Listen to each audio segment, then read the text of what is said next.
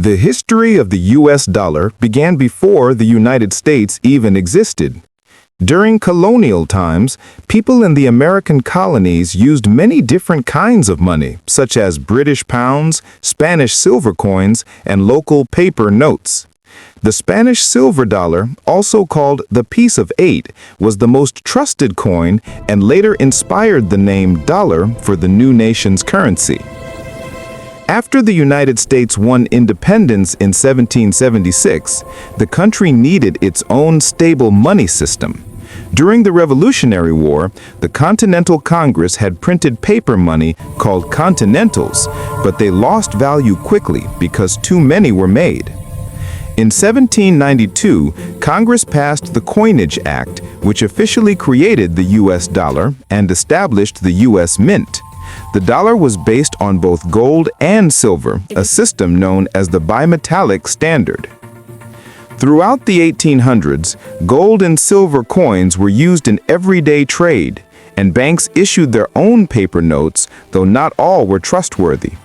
The California gold rush in 1849 increased the amount of gold in the economy, while the Civil War in the 1860s led the Union government to print new paper money called greenbacks. After the war, in 1879, the U.S. returned to the gold standard, meaning dollars could once again be exchanged for gold. In the early 20th century, the United States created a new central banking system to manage its money and economy.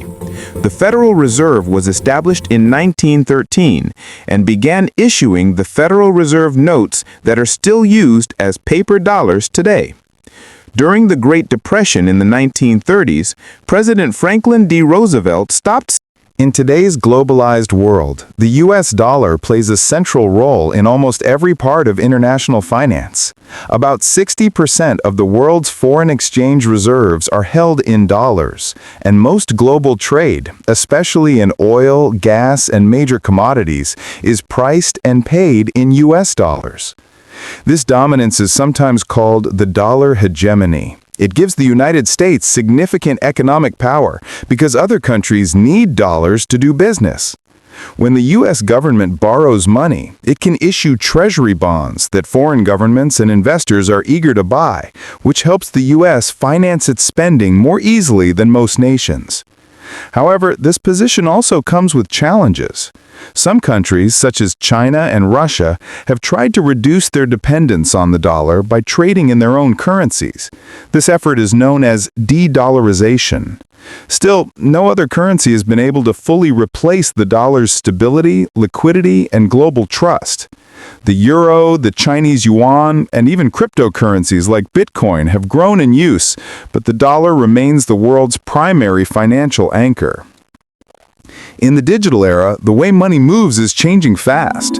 Americans now use credit cards, online banking, and digital wallets like PayPal, Apple Pay, or Venmo far more than physical cash. The Federal Reserve has studied the idea of a digital dollar, sometimes called a CBDC, central bank digital currency. This would be an official electronic version of the U.S. dollar, controlled by the central bank, designed to make payments faster and more secure.